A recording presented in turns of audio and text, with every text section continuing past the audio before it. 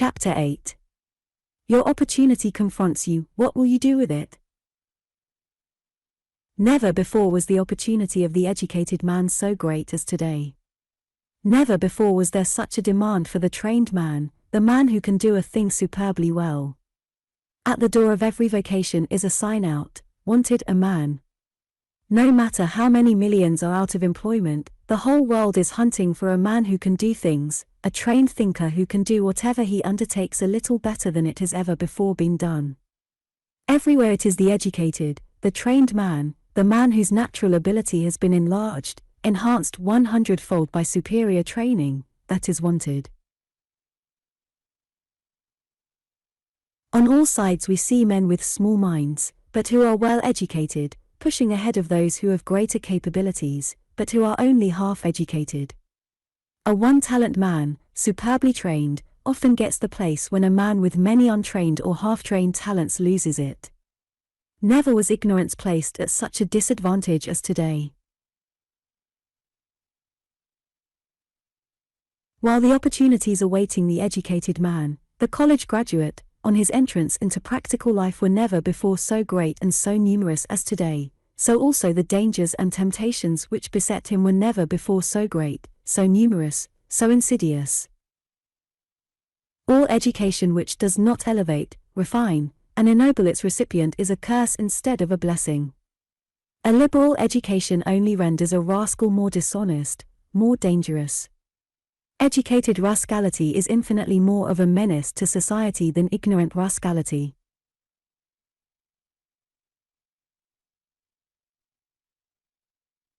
Every year, thousands of young men and young women graduate full of ambition and hope, full of expectancy, go out from the schools, the colleges, and the universities, with their diplomas, to face for the first time the practical world.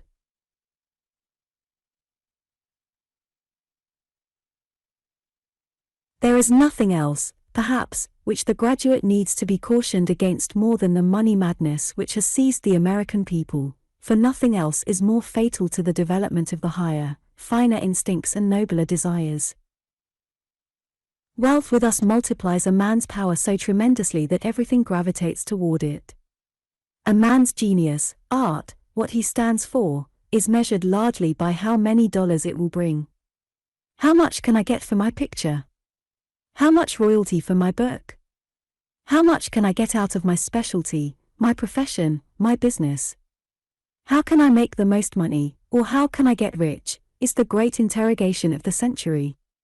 How will the graduate, the trained young man or woman answer it? The dollar stands out so strongly in all the undertakings of life that the ideal is often lowered or lost, the artistic suffers, the soul's wings are weighted down with gold.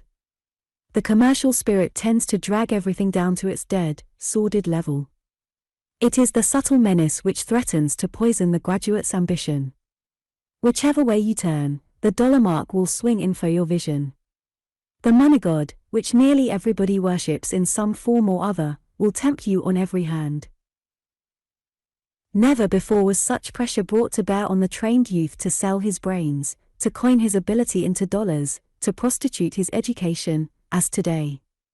The commercial prizes held up to him are so dazzling, so astounding, that it takes a strong, vigorous character to resist their temptation, even when the call in one to do something which bears little relation to money-making speaks very loudly. The song of the money siren today is so persistent, so entrancing, so overwhelming that it often drowns the still small voice which bids one follow the call that runs in his blood, that is indicated in the very structure in his brain. Tens of thousands of young people just out of school and college stand tiptoe on the threshold of active life, with high ideals and glorious visions, full of hope and big with promise, but many of them will very quickly catch the money contagion. The fatal germ will spread through their whole natures, inoculating their ambition with its vicious virus, and, after a few years, their fair college vision will fade, their yearnings for something higher will gradually die and be replaced by material, sordid, selfish ideals.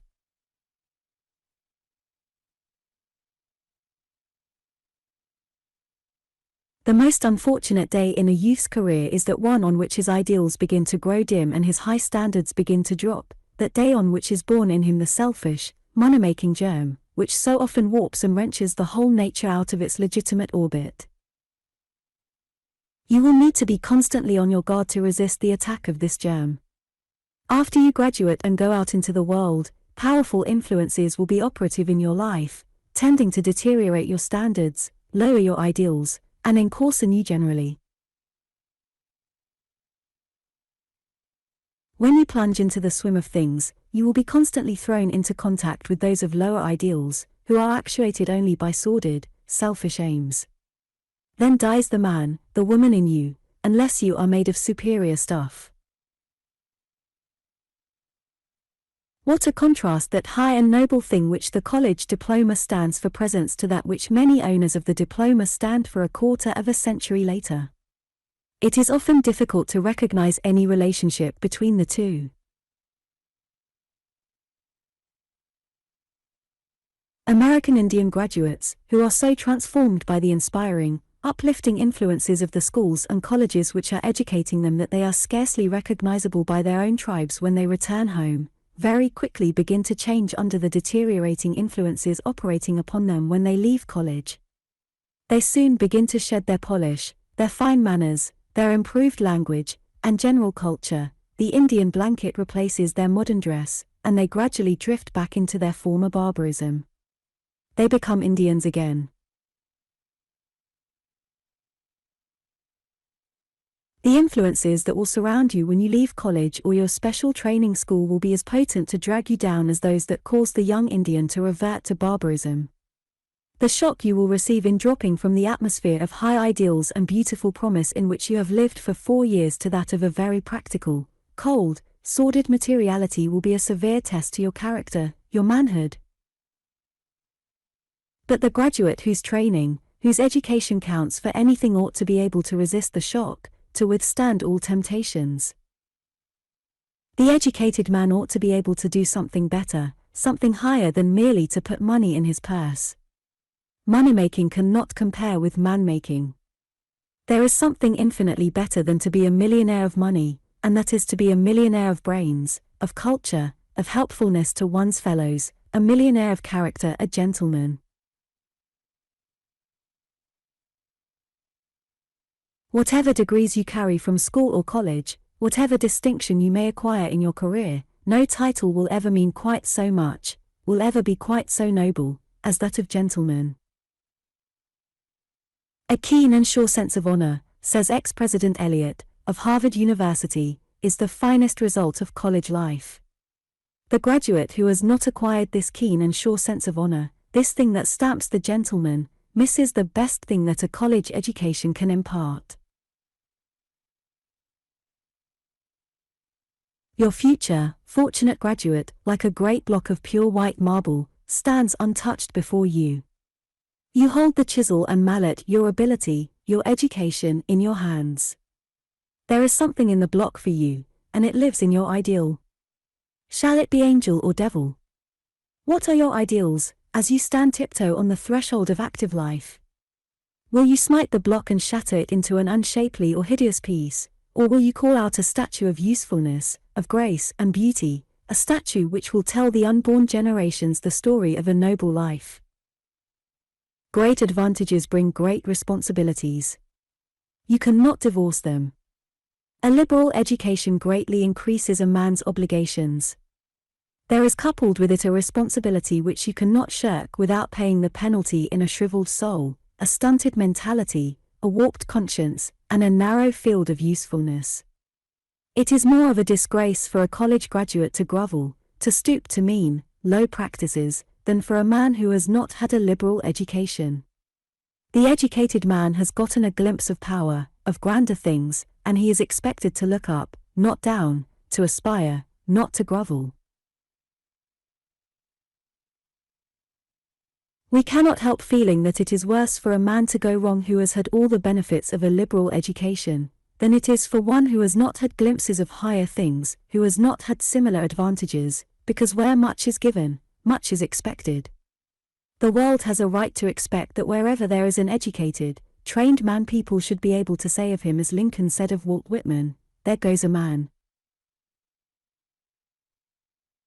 The world has a right to expect that the graduate, having once faced the light and felt its power, will not turn his back on it, that he will not disgrace his alma mater, which has given him his superior chance in life and opened wide for him the door of opportunity. It has a right to expect that a man who has learned how to use skillfully the tools of life, will be an artist and not an artisan, that he will not stop growing. Society has a right to look to the collegian to be a refining, uplifting force in his community, an inspiration to those who have not had his priceless chance. It is justified in expecting that he will raise the standard of intelligence in his community, that he will illustrate in his personality, his finer culture, the possible glory of life. It has a right to expect that he will not be a victim of the narrowing, cramping influence of avarice, that he will not be a slave of the dollar or stoop to a greedy, grasping career, that he will be free from the sordidness which often characterizes the rich ignoramus. If you have the ability and have been given superior opportunities, it simply means that you have a great commission to do something out of the ordinary for your fellows, a special message for humanity. If the torch of learning has been put in your hand, its significance is that you should light up the way for the less fortunate. If you have received a message which carries freedom for people enslaved by ignorance and bigotry, you have no right to suppress it. Your education means an increased obligation to live your life up to the level of your gift, your superior opportunity. Your duty is to deliver your message to the world with all the manliness, vigor, and force you possess.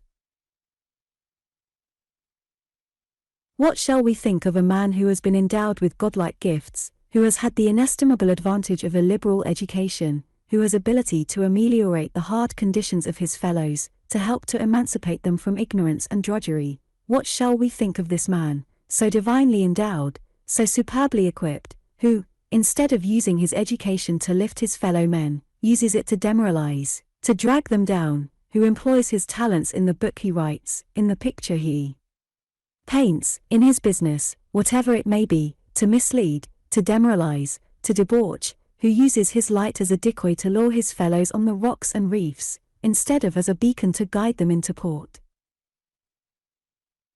We imprison the burglar for breaking into our houses and stealing, but what shall we do with the educated rascal who uses his trained mind and all his gifts to ruin the very people who look up to him as a guide? The greatest thing you can do is to be what you ought to be.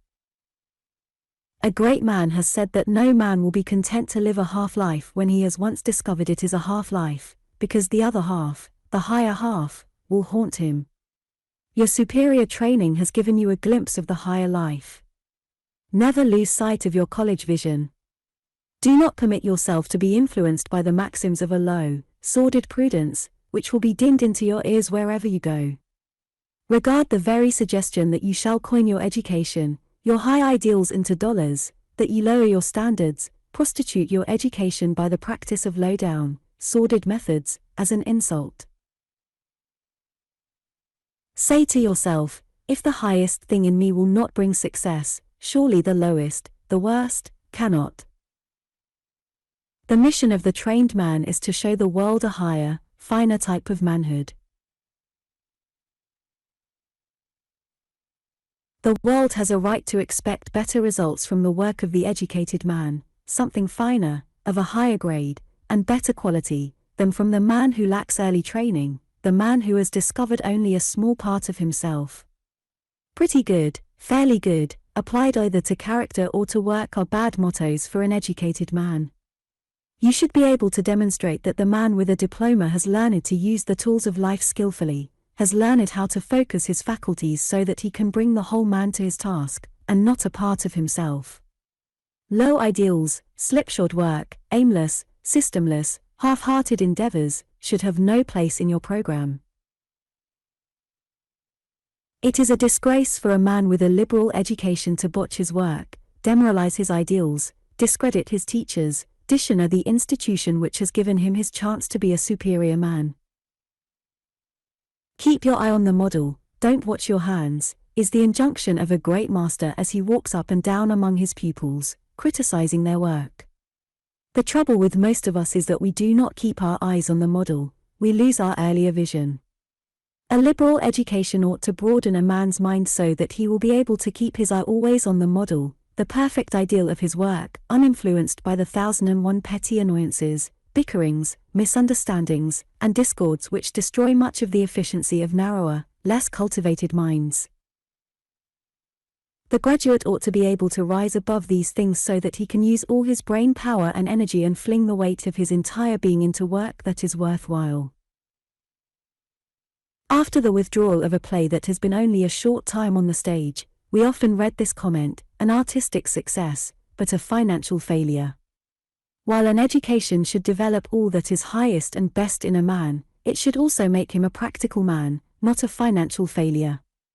Be sure that you possess your knowledge, that your knowledge does not possess you. The mere possession of a diploma will only hold you up to ridicule, will only make you more conspicuous as a failure, if you cannot bring your education to a focus and utilize it in a practical way. Knowledge is power only when it can be made available, practical. Only what you can use of your education will benefit you or the world. The great question which confronts you in the practical world is, what can you do with what you know? Can you transmute your knowledge into power? Your ability to read your Latin diploma is not a test of true education. A stuffed memory does not make an educated man. The knowledge that can be utilized, that can be translated into power, constitutes the only education worthy of the name. There are thousands of college-bred men in this country, who are loaded down with knowledge that they have never been able to utilize, to make available for working purposes.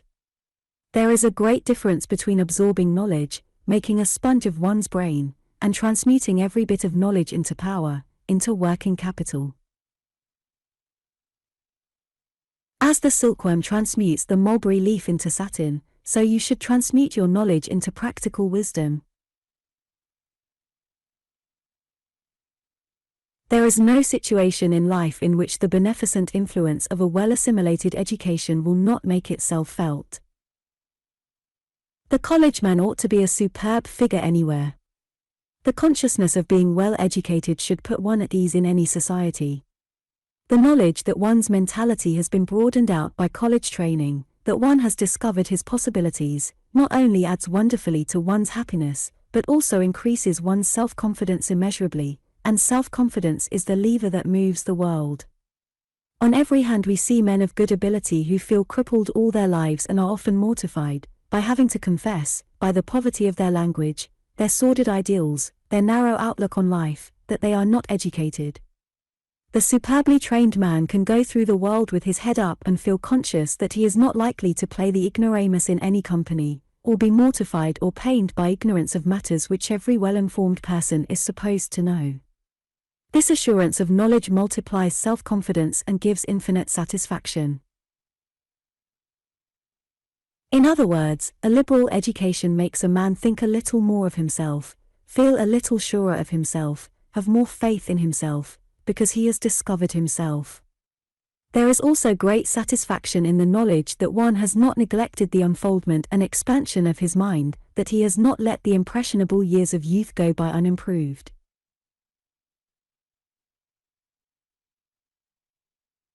But the best thing you carry from your alma mater is not what you there prized most, not your knowledge of the sciences, languages, literature, art. It is something infinitely more sacred, of greater value than all these, and that is your aroused ambition, your discovery of yourself, of your powers, of your possibilities, your resolution to be a little more of a man, to play a manly part in life, to do the greatest, grandest thing possible to you. This will mean infinitely more to you than all you have learned from books or lectures. The most precious thing of all, however, if you have made the most of your chance, is the uplift, encouragement, inspiration, which you have absorbed from your teachers, from your associations. This is the embodiment of the college spirit, the spirit of your alma mater. It is that which should make you reach up as well as on, which should make you aspire instead of grovel, look up, instead of down. The graduate should regard his education as a sacred trust. He should look upon it as a power to be used, not alone for his advancement, or for his own selfish ends, but for the betterment of all mankind. As a matter of fact, things are so arranged in this world that no one can use his divine gift for himself alone and get the best out of it. To try to keep it would be as foolish as for the farmer to hoard his seed corn in a bin instead of giving it to the earth, for fear he would never get it back. The man who withholds the giving of himself to the world, does it at his peril, at the cost of mental and moral penury. The way to get the most out of ourselves, or out of life, is not to try to sell ourselves for the highest possible price but to give ourselves, not stingily, meanly, but royally, magnanimously, to our fellows. If the rosebud should try to retain all of its sweetness and beauty locked within its petals and refuse to give it out, it would be lost. It is only by flinging them out to the world that their fullest development is possible. The man who tries to keep his education, his superior advantages for himself, who is always looking out for the main chance, only shrivels and strangles the very faculties he would develop. The trouble with most of us is that, in our efforts to sell ourselves for selfish ends or for the most dollars, we impoverish our own lives, stifle our better natures. The graduate should show the world that he has something in him too sacred to be tampered with, something marked not for sale, a sacred something that bribery cannot touch, that influence cannot buy. You should so conduct yourself that everyone will see that there is something in you that would repel as an insult the very suggestion that you could be bought or bribed, or influenced to stoop to anything low or questionable. The college man who is cursed with commoners, who gropes along in mediocrity, who lives a shiftless, selfish life, and does not lift up his head and show that he has made the most of his great privileges disgraces the institution that gave him his chance. You have not learned the best lesson from your school or college if you have not discovered the secret of making life a glory instead of a sordid grind. When you leave your alma mater, my young friend, whatever your vocation, do not allow all that is finest within you, your high ideals and noble purposes to be suffocated, strangled, in the everlasting scramble for the dollar. Put beauty into your life, do not let your aesthetic faculties, your aspiring instincts, be atrophied in your efforts to make a living. Do not, as thousands of graduates do, sacrifice your social instincts, your friendships, your good name, for power or position. Whether you make money or lose it, never sell your divine heritage, your good name, for a mess of pottage. Whatever you do, be larger than your vocation, never let it be said of you that you succeeded in your vocation, but failed as a man. When William Story, the sculptor, was asked to make a speech at the unveiling of his great statue of George Peabody, in London, he simply pointed to the statue and said, "That is my speech." So conduct yourself that your life shall need no eulogy in words. Let it be its own eulogy, let your success tell to the world the story of a noble career. However much money you may accumulate, carry your greatest wealth with you, in a clean record, an unsullied reputation. Then you will not need houses or lands or stocks or bonds to testify to a rich life. Never before did an opportunity to render such great service to mankind confront the educated youth as confronts you today. What will you do with it?